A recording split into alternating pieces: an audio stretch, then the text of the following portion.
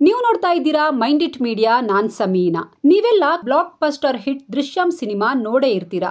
ಈ ಚಿತ್ರದಲ್ಲಿ ನಾಯಕ ತನ್ನ ಫ್ಯಾಮಿಲಿನ ಕಾಪಾಡೋಕೆ, ತನ್ನ ಹೆಂಡತಿ ಮತ್ತು ಮಗಳು ಮಾಡೋ ಕೊಲೆಯನ್ನ ಮುಚ್ಚಾಕೋಕೆ ಡೆಡ್ ಬಾಡಿಯನ್ನ ಒಂದು under construction police station foundation ಅಲ್ಲಿ ಹಾಕಿ ಮುಚ್ಚಾಕ್ತಾನೆ. ಅಂದ್ರೆ ಪೊಲೀಸರು ಎಲ್ಲೇ ಹುಡುಕಿದ್ರು ಪೊಲೀಸ್ ಸ್ಟೇಷನ್ ಕೆಳಗೆ ಹುಡುಕಲ್ಲ ಅನ್ನೋ ಕಾನ್ಫಿಡೆನ್ಸ್ ನಾಯಕನಿಗೆ. ಇದೇ ಸಿನಿಮಾ ಕಥೆಯ ರೀತಿಯಲ್ಲೇ ಇಲ್ಲೊಬ್ಬ ಕೊಲೆ ಮಾಡಿ ಶವವನ್ನ ನಿರ್ಮಾಣ ಹಂತದಲ್ಲಿದ್ದ ಡ್ಯಾಮ್ ಹತ್ರ ಹೂತಾಕಿ ಬಿಟ್ಟಿದ್ದ. ಆದ್ರೆ ಇವನ ನಸೀಬು ಕೈಕೊಟ್ಟಿತ್ತು. 2 ವರ್ಷದಲ್ಲಿ ಪೊಲೀಸರಿಗೆ ತಗ್ಲಾಕೊಂಡಿದ್ದ. ಆದ್ರೆ ನಾನ್ ನಿಮ್ಗೆ ಹೇಳೋಕೆ ಹೊರಟಿರೋದು ಇದೇ ಸ್ಟೋರಿಯ ಇನ್ನೊಂದು ಕೆಲವು ಇಂಟ್ರೆಸ್ಟಿಂಗ್ ವಿಷಯಗಳನ್ನ. ಅಂದಹಾಗೆ ಅವತ್ತು 2006ರಲ್ಲಿ ನಡೆದಿದ್ದು 13 ವರ್ಷದ ಸಾಫಿಯಾ ಅನ್ನೋ ಪುಟ್ಟ ಪೋರಿಯ ಕೊಲೆಯಾಗಿ 18 ವರ್ಷಗಳ ಬಳಿಕ ಈ ಬಾಲಕಿಯ ಮೃತದೇಹವನ್ನ ಅವರ ಕುಟುಂಬಕ್ಕೆ ನೀಡಿದ್ದಾರೆ. 18 ವರ್ಷಗಳ ಬಳಿಕ ಈಗ ಈ ಪೋರಿಯ ಅಂತ್ಯ ಸಂಸ್ಕಾರವನ್ನ ಇದೇ ನವೆಂಬರ್ 11ಕ್ಕೆ ಮಾಡಿದ್ದಾರೆ. ಈ ಅಪರೂಪದ ಕೊಲೆ ರಹಸ್ಯವನ್ನ ನಮ್ಮ ಮೈಂಡ್ ಇಟ್ ಮೀಡಿಯಾ ಚಾನೆಲ್ನಲ್ಲಿ ಹೇಳ್ತೀವಿ ನೋಡಿ. ಈ ಮುದ್ದಾದ ಬಾಲಕಿಯ ಹೆಸರು ಸಾಫಿಯಾ. ವಯಸ್ಸು 13 ವರ್ಷ. ಕೊಡಗಿನ ನಿವಾಸಿ ಮೊಯ್ದಾ ಮತ್ತು ಆಯಿಷಾ ಅವರ ಮುದ್ದಿನ ಮಗಳು. ಮನೆಯಲ್ಲಿ ಆರ್ಥಿಕ ತೊಂದರೆ ಇದ್ದಿದ್ರಿಂದ 2006ರ ಡಿಸೆಂಬರ್ನಲ್ಲಿ ಈ ಸಾಫಿಯಾಳನ್ನ ಕಾಸರಗೋಡಿನ ಕೆಸಿ ಹಮ್ಜಾ ಮತ್ತು ಮೈಮುನಾ ದಂಪತಿಯ ಮನೆ ಕೆಲಸಕ್ಕೆ ಅಂತ ಸೇರಿಸಿದ್ರು. ಆದ್ರೆ ಕೆಲಸದ ಸಲುವಾಗಿ ಹಮ್ಜಾ ದಂಪತಿ ಗೋವಾಗೆ ಶಿಫ್ಟ್ ಆದ್ರು. ಆಗ ಸಾಫಿಯಾಳನ್ನ ತಮ್ಮ ಜೊತೆಗೆ ಕರ್ಕೊಂಡು ಹೋದ್ರು. ಗೋವಾದಲ್ಲಿ ಸಿವಿಲ್ ಕಾಂಟ್ರಾಕ್ಟರ್ ಆಗಿದ್ದ ಕೆಸಿ ಹಮ್ಜಾ ಅನ್ನೋರ ಮನೆಯಲ್ಲೇ ಈ 13 ವರ್ಷದ ಸಾಫಿಯಾ ಮನೆ ಕೆಲಸ ಮಾಡ್ಕೊಂಡಿದ್ಲು. ಇತ್ತ ಕೊಡಗಿನಲ್ಲಿ ಸಾಫಿಯಾ ತಂದೆ ತಾಯಿ ನಮ್ಮ ಮಗಳು ಎಲ್ಲೋ ಚೆನ್ನಾಗಿದ್ದಾಳೆ ಅಂತ ಅಂದ್ಕೊಂಡು ಆರಾಮಾಗಿದ್ರು.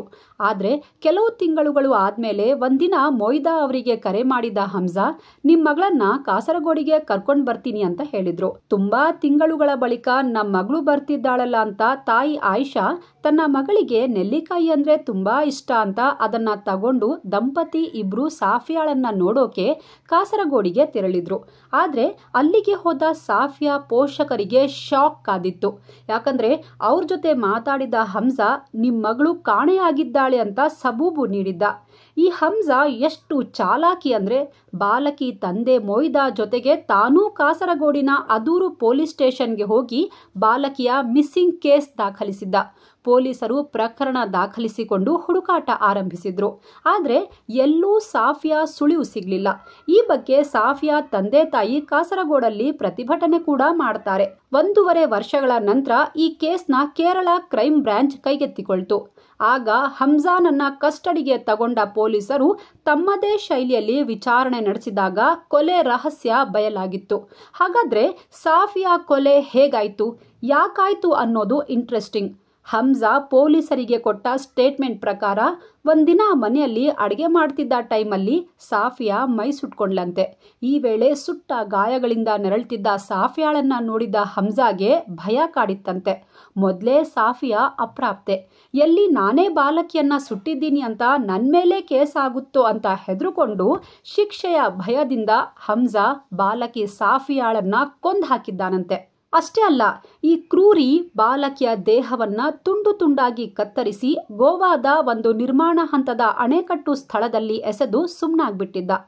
ಸ್ವಲ್ಪ ದಿನ ಸುಮ್ಮನೆ ಇದ್ದ ಹಮ್ಜಾ ನಂತರ ಸಾಫಿಯಾ ತಂದೆ ತಾಯಿಗೆ ಫೋನ್ ಮಾಡಿ ನಿಮ್ ಮಗಳು ಕಾಣಿಸ್ತಿಲ್ಲ, ಎಲ್ಲಿ ಹೋಗಿದ್ದಾಳೋ ಗೊತ್ತಿಲ್ಲ ಅಂತ ನಾಟಕ ಮಾಡಿದ್ದ. ಆದ್ರೆ ಕೊಲೆಯಾಗಿ 2 ವರ್ಷಗಳ ಬಳಿಕ ಅಂದ್ರೆ 2008ರಲ್ಲಿ ಕೊಲೆ ರಹಸ್ಯ ಭೇದಿಸಿದ ಕೇರಳ ಪೊಲೀಸರು ಹಮ್ಜಾನನ್ನ ಸ್ಥಳ ಮಹಜರಿಗೆ ಕರ್ಕೊಂಡು ಹೋದಾಗ ತಾನು ಡೆಡ್ ಬಾಡಿಯ ತುಂಡುಗಳನ್ನ ಎಲ್ಲಿ ಎಸೆದೆ ಅಂತ ಈ ಪಾತಕಿ ತೋರಿಸಿದ್ದಾನೆ. ಆಗ ಈ ಅಂಡರ್ ಕನ್ಸ್ಟ್ರಕ್ಷನ್ ಡ್ಯಾಮ್ ಬಳಿಯಿಂದ ಒಂದು ತಲೆಬುರುಡೆ ಮತ್ತು ಮೂಳೆಗಳು ಮಾತ್ರ ಸಿಕ್ಕಿದ್ವು. ಈ ದೇಹದ ತುಂಡುಗಳೇ ಅಪ್ರಾಪ್ತೆಯ ಕೊಲೆ ಪ್ರಕರಣದ ಪ್ರಮುಖ ಸಾಕ್ಷ್ಯಾಧಾರಗಳಾದವು. ಆದ್ರೆ ಕೊಲೆ ಪ್ರಕರಣ ಸಂಪೂರ್ಣ ಸಾಲ್ವ್ ಆಗೋವರೆಗೂ ದೇಹದ ತುಂಡುಗಳನ್ನ ಕಾಸರಗೋಡು ಜಿಲ್ಲಾ ಸೆಷನ್ ಕೋರ್ಟ್ ತನ್ನ ಸುಪರ್ದಿಯಲ್ಲೇ ಇಟ್ಟಿತ್ತು. 2015ರಲ್ಲಿ ನ್ಯಾಯಾಲಯ ಆರೋಪಿಗೆ ಮರಣದಂಡನೆ ಶಿಕ್ಷೆ ವಿಧಿಸಿತು. ನಂತರ 2019ರಲ್ಲಿ ಕೇರಳ ಹೈಕೋರ್ಟ್ ಈತನ ಶಿಕ್ಷೆಯನ್ನ ಜೀವಾವಧಿ ಶಿಕ್ಷೆಯಾಗಿ ಪರಿವರ್ತಿಸಿತು.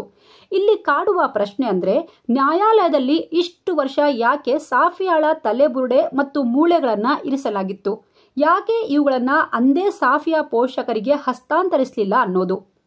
ಈ ವೇಳೆ ತಮ್ಮ ಮಗಳ ಮೃತದೇಹ ಬೇಕು ಅಂತ ಪೋಷಕರು ಹಲವು ಬಾರಿ ಮನವಿ ಕೂಡ ಮಾಡಿದ್ರು. ಮೃತ ನಮ್ಮ ಮಗಳನ್ನ ಗೌರವಯುತವಾಗಿ ಬೀಳ್ಕೊಡಬೇಕು, ದಯವಿಟ್ಟು ಆಕೆಯ ದೇಹದ ತುಂಡುಗಳನ್ನ ಕೊಡಿ ಅಂತ ನ್ಯಾಯಾಲಯಕ್ಕೆ ಪೋಷಕರು ಅರ್ಜಿ ಸಲ್ಲಿಸಿದ್ರು. ಈ ಅರ್ಜಿಯನ್ನ ಸ್ವೀಕರಿಸಿದ ನ್ಯಾಯಾಲಯ 18 ವರ್ಷಗಳ ಸುದೀರ್ಘ ವಿಚಾರಣೆಯ ನಂತರ ಸಾಫಿಯಾಳ ತಲೆಬುರುಡೆ ಮತ್ತು ಮೂಳೆಯ ತುಂಡುಗಳನ್ನ ಮೊನ್ನೆ ನವೆಂಬರ್ 11ರಂದು ಒಂದು ಕಾಟನ್ ಬಾಕ್ಸ್ನಲ್ಲಿ ಪ್ಯಾಕ್ ಮಾಡಿ ಹಸ್ತಾಂತರಿಸಿತು. ತನ್ನ ಮಗಳ ದೇಹವನ್ನ 18 ವರ್ಷಗಳ ಬಳಿಕ ಕೈಯಲ್ಲಿ ಹಿಡಿದ ಹೆತ್ತವರ ಕೈಕಾಲುಗಳು ನಡುಗ್ತಿದ್ವು. ಅವರ ಗೋಳು ನೋಡಕ್ಕಾಗ್ತಿರ್ಲಿಲ್ಲ. ಮಗಳ ಅಸ್ಥಿಪಂಜರವನ್ನ ಅದೇ ದಿನ ಕೊಡಗಿನ ಅಯ್ಯಂಗೇರಿ ಮೊಹಿಯುದ್ದೀನ್ ಜುಮ್ಮಾ ಮಸೀದಿಗೆ ತಗೊಂಡೋಗಿ ಮುಸ್ಲಿಂ ವಿಧಿವಿಧಾನದ ಮೂಲಕ ಅಂತ್ಯ ಸಂಸ್ಕಾರ ನೆರವೇರಿಸಿದ್ರು. ಪಾಪ, ಹೊಟ್ಟೆಪಾಡಿಗಾಗಿ ತನ್ನ ಅಪ್ಪ ಅಮ್ಮನಿಗೆ ಆರ್ಥಿಕವಾಗಿ ನೆರವಾಗೋಕೆ ಹೋಗಿ ಈ ಪುಟ್ಟ ಬಾಲಕಿ ತನ್ನ ಪ್ರಾಣವನ್ನೇ ಕಳ್ಕೊಂಡ್ಳು. ಸುಟ್ಟೋಗಿದ್ರೆ ತಕ್ಷಣ ಆಕೆಯನ್ನ ಆಸ್ಪತ್ರೆಗೆ ಕರ್ಕೊಂಡು ಹೋಗಿ ಟ್ರೀಟ್ಮೆಂಟ್ ಕೊಡಿಸ್ಬೇಕಿತ್ತಲ್ವಾ? ಹೇಗೋ ಆ ಬಡಜೀವ ಬದುಕ್ತಿತ್ತೇನೋ. ಆದರೆ ಅದನ್ನ ಬಿಟ್ಟು ಈ ಪಾಪಿ ಒಬ್ಬ ಅಮಾಯಕ ಜೀವವನ್ನೇ ತೆಗೆದಿದ್ದಾನೆ. ನ್ಯಾಯಾಲಯವೇನೋ ಇವನಿಗೆ ಜೀವಾವಧಿ ಶಿಕ್ಷೆ ವಿಧಿಸಿದೆ. ಆದರೆ ನಿಜವಾದ ಶಿಕ್ಷೆ ಇವನಿಗೆ ಆ ಭಗವಂತನೇ ನೀಡಬೇಕು. ಸಾಫಿಯಾ ಆತ್ಮಕ್ಕೆ ಶಾಂತಿ ಸಿಗಲಿ. ಇನ್ನ ಲಿಲ್ಲಾಹಿ ವ ಇನ್ನ ಇಲೈಹಿ ರಾಜಿಊನ್.